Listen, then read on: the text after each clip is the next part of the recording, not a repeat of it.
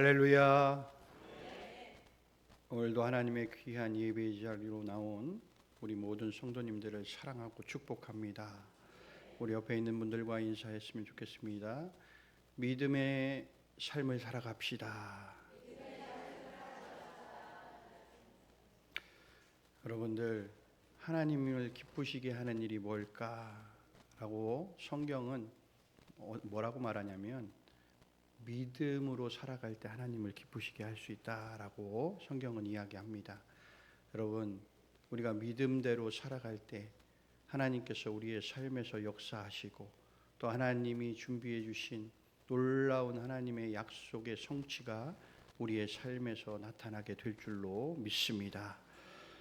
오늘 본문은요, 하나님께 의롭다 칭함을 받은 것이 인간의 행위적 율법이 아니라 오직 믿음에 의한 것이다 라고 이신칭의에 대해서 말씀을 하고 있어요. 바울은 아브라함의 믿음을 이렇게 설명하면서 아브라함은 행위가 아닌 믿음으로 의롭다 칭함을 받았다라고 오늘 증언을 합니다. 그리고 바울은 아브라함이 세계 모든 민족 위에 하나님의 상속자가 된 것에 대해서 오늘 말씀을 통해 쭉 이야기를 해요. 우리가 본문 13절에서 하나님께서 약속하신 대로 아브라함의 후손들을 통해 민족을 이루시고 그 후손들로 인해서 아브라함이 믿음의 조상이 되었다라고 이렇게 말씀합니다. 14절에서는 하나님의 약속은 율법이 아닌 믿음으로 성취된다. 만일 율법에 속한 자들이 상속자가 된다면 믿음과 언약은 다 헛된 것이 된다라고 이렇게 말씀을 하십니다. 우리가 불완전하고 또 연약한 인간은요, 율법을 온전하게 지킬 수가 없습니다. 여러분, 구약에 나오는 그 율법을 다 정리해 보면 그 조항이 613가지나 됩니다. 여러분, 이 중에서 하라라는 이 긍정문이 248조항이고 하지 말아라라는 이 부정문의 조항이 365조항이에요. 이처럼 많은 여러분 율법 조항을 다 지킬 수 있는 사람은 없습니다. 여러분, 여기 있는 목회자도 그 율법을 다 지키라 하면 여러분 다 지키지 못해요. 여러분, 만약 율법이 칭의의 조건이 된다면 여러분 그 누구도 의롭다함을 받을 수 없다라고 오늘 말씀을 하고 있는 겁니다. 하나님이 인간과 맺으신 모든 언약은 율법이 아니라 여러분 믿음을 토대로 맺어진 겁니다. 믿음에 속한 자는 하나님의 은혜로 너는 의로운 자야 라는 칭의의 약속을 받는 겁니다. 그래서 첫 믿음의 조상 아브라함은 모든 믿는 자들의 조상이 된 거예요. 17절에서 아브라함의 믿음에 대해서 이렇게 설명을 합니다. 아브라함은 그 믿음이 죽은 자를 살리시며 없는 것을 있는 것으로 부르시는 하나님에 대한 믿음이다 라고 이렇게 말하고 있어요. 여러분, 쉽게 풀어 말씀을 드리면 이 구약 성경에서 아브라함을 만민의 조상으로 삼은 것을 너희가 알고 있지 않느냐. 아브라함은 죽은 자를 살리시고 없는 것을 있게 만드시는 하나님을 믿었기 때문에 그렇다. 그래서 결국 하나님을 믿는 믿음 때문에 세계 민족 위에 믿음의 조상이 되었다라고 말씀을 하고 있는 겁니다. 여러분, 잘 생각해 보면 세상의 사람들은요, 죽은 자를 살리는 것과 또 없는 것을 있는 것으로 만드는 것, 이것을 불가능하다라고 말합니다. 그리고 그것을 믿을 수 없다라고 이렇게 이야기를 해요. 아마 교회에 나오는 사람들 가운데서도 이처럼 생각하는 사람들도 분명히 있을 거예요. 그러기에 아브라함의 믿음은요, 절망 속에서도 희망을 잃지 않는 믿음으로 하나님께서 아브라함에게 내 자손이 별과 같이 또 바다의 모래알 같이 번성하리라 라는 이 약속의 성취를 이루시고 모든 민족의 조상이 되었다라는 겁니다. 여러분, 단순히 아브라함과 그의 자손에게만 해당하는 이야기가 아니라는 겁니다.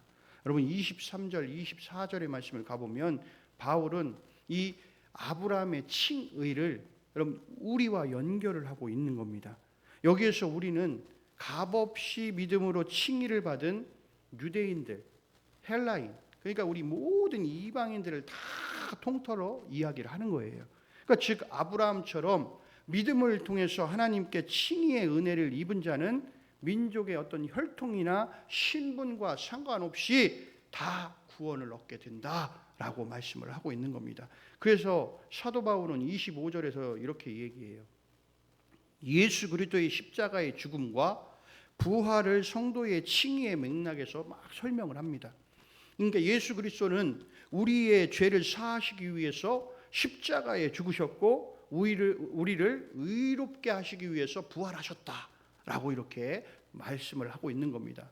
여러분 아브라함은 절망 속에서도 희망을 잃지 않는 믿음을 가지고 있었고 그의 후손인 우리도 절망 속에서도 희망을 잃지 않는 믿음을 가지고 우리는 살아가야 한다라는 겁니다.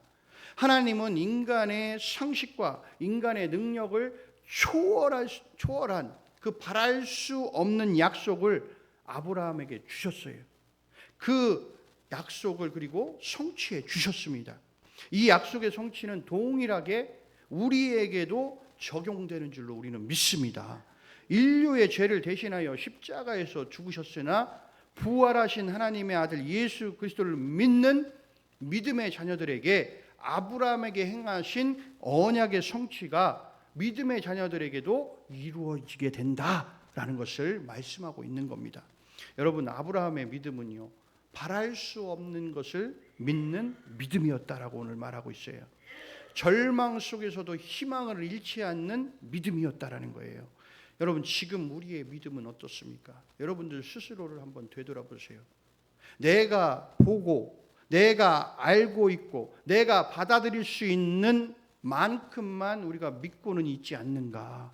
아니면 내가 받아들일 수 없는 영역까지도 내가 지금 믿고 살아가고 있는가? 여러분 믿음은요 바라는 것들의 실상이요 보이지 않는 것들의 증거다라고 성경은 말하고 있습니다. 여러분 인간의 이성으로 받아들일 수 있는 것을 믿음이라고 성경은 하지 않아요. 여러분 이성으로 우리가 받아들일 수 없는 것을 믿는 것을 성경은 믿음이다라고 이렇게 이야기를 합니다. 왜 그렇습니까?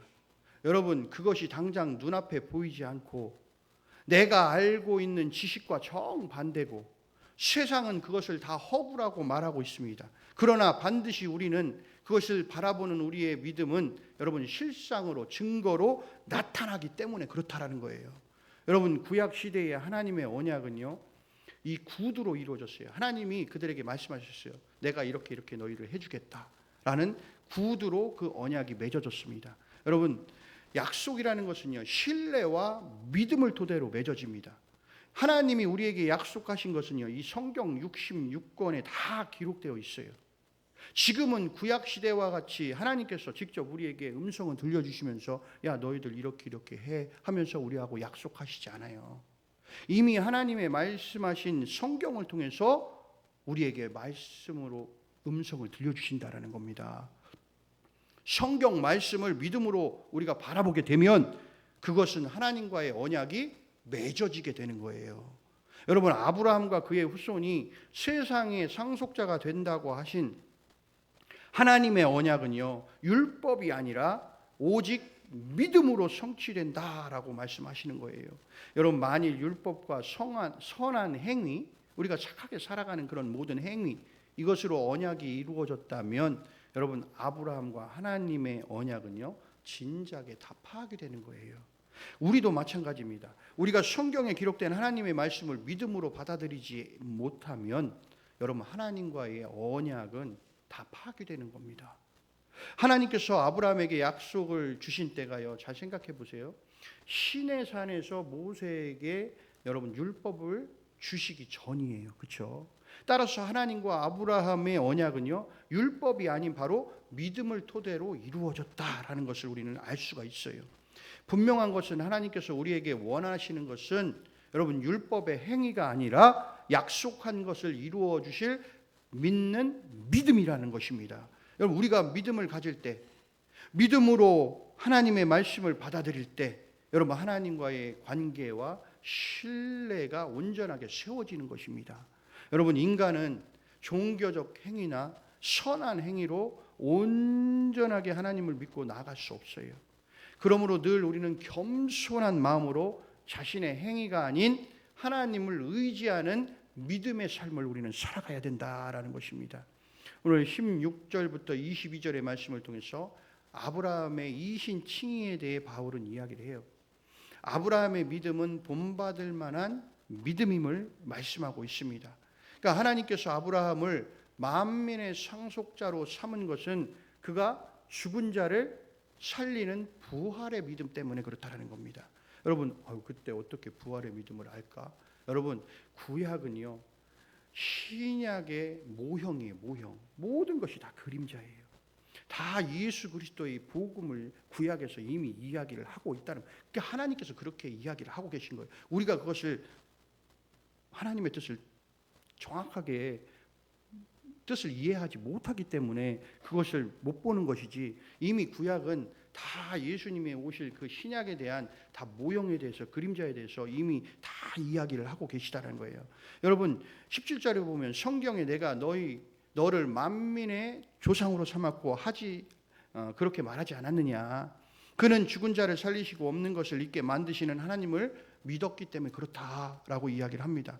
그래서 사도 바울이 증언하듯이 죽은 자를 살리시고 없는 것을 있게 만드시는 하나님을 믿었다라는 이 말씀은요, 바로 아브라함이 그 부활의 믿음이 있었기 때문에 여러분, 100세에 얻은 그 아들 이삭을 하나님께 제물로 바칠 수가 있었던 겁니다.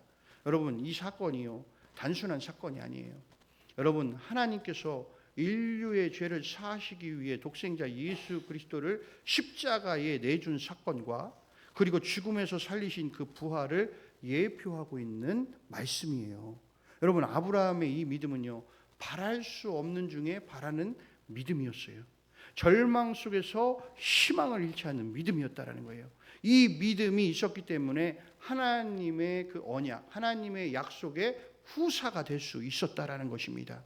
여러분, 우리도요, 절망 속에서도 여러분 희망을 잃지 않는 믿음을 소유하게 된다면 우리의 삶에 오는 때로는 고난과 때로는 핍박과 또는 여러분 포기하고 싶었던 것들도요, 하나님을 바라보는 믿음을 통해서 여러분 모두가 하나님의 상속자가 된다라는 겁니다. 우리에게도 그 약속의 성취가 이루어지는 은혜가 반드시 나타나게 된다라는 것을 여러분들이 믿으시기를 바랍니다. 여러분, 믿음의 반대가 뭐예요?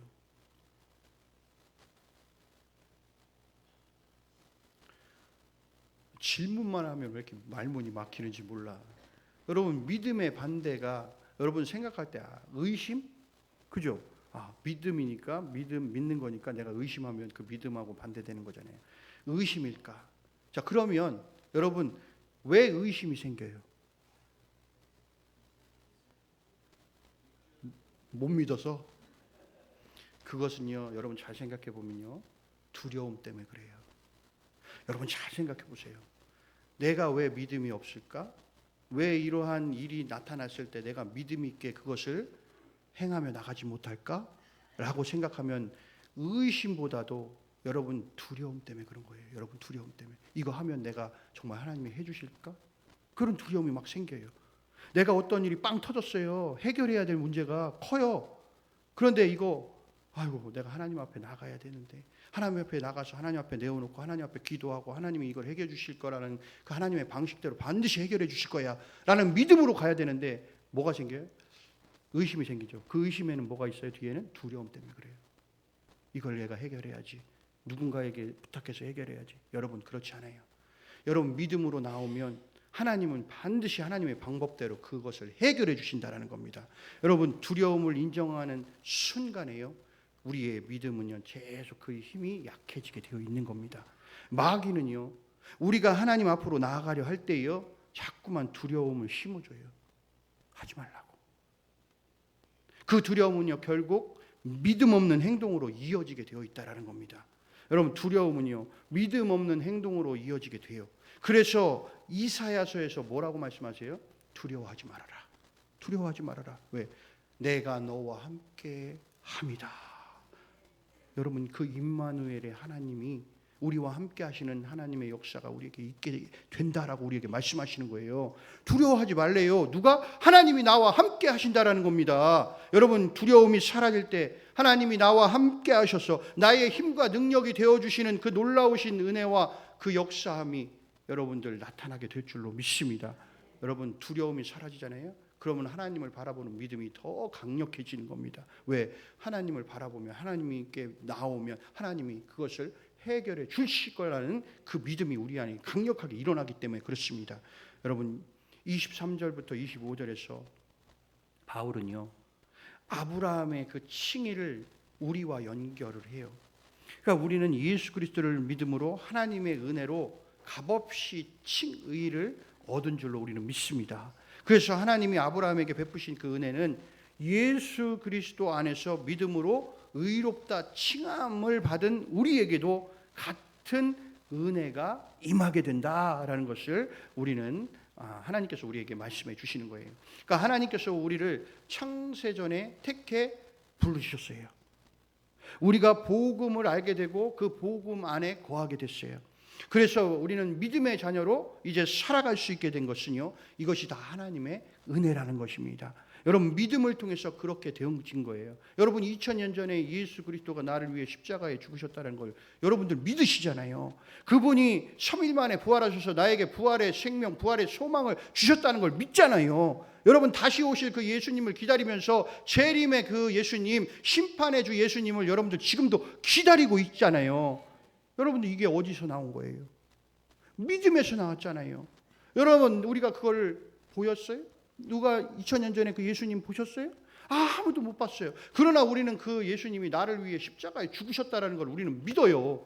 믿음 때문에 지금까지 이 신앙생활을 이어오고 있고 그 믿음 때문에 하나님께서 우리의 삶 속에서 역사하시면서 우리에게 모든 것들을 하나하나 이루어가고 계시다라는 것입니다. 사랑하는 성도 여러분, 우리는 죄로 인해 죽을 수밖에 없었던 인생들이에요. 여러분들 맞습니까? 그런데 나를 위해서 예수 그리스도의 죽음 그리고 그 부활을 믿음으로 우리는 새 생명을 얻어 지금 살아가고 있어요. 그리고 우리를 의롭다 칭해 주셨다고요. 너희들이 이제 죄인이 아니야. 너희들은 이제 의인의 삶을 살아가는 의인이야 라고 우리에게 말씀해 주고 계세요. 여러분 얼마나 감사합니까? 여러분 이 감사함으로 여러분 날마다 그 은혜를 잊지 않고 여러분 그 믿음을 날마다 지켜나갈 수 있기를 바랍니다. 여러분 내 삶에 어려움이 있더라도 여러분 현실적인 가능성과 희망이 조금이라도 우리가 보일 때 그 믿음을 지키는 것은 그렇게 어렵지 않아요 사실. 여러분 그러나 하지만 내 힘으로 안 될 때 이거는 진짜 내 힘으로 되지가 않아. 희망이 보이지 않을 때 여러분 믿음을 지키는 것은요 결코 쉬운 일이 아닙니다. 하지만 믿음이라는 것은요 보이지 않는 것을 믿는 것이고 절망 속에서도 여러분 희망을 잃지 않는 것이 그리고 주님의 손을 꼭 붙드는 것이 여러분 믿음인 줄로 믿습니다. 여러분 그 믿음이요 악한 마귀가 가져다주는 두려움을 이기고 여러분들 우리에게 소망을 안겨줄 줄로 믿습니다. 사랑하는 성도 여러분, 내 힘으로 안 될 때 아무것도 없이 내가 인생길을 걸어갈 때 여러분 주님을 믿는 믿음으로 주님을 바라보십시오. 주님이 나와 함께 하실 줄로 믿습니다. 주님이 반드시 우리를 통해 일하실 줄로 믿습니다. 여러분 그런 고백의 믿음으로 하나님의 약속을 이루며 살아가는 귀한 주님의 자녀들이 되기를 간절히 소원합니다.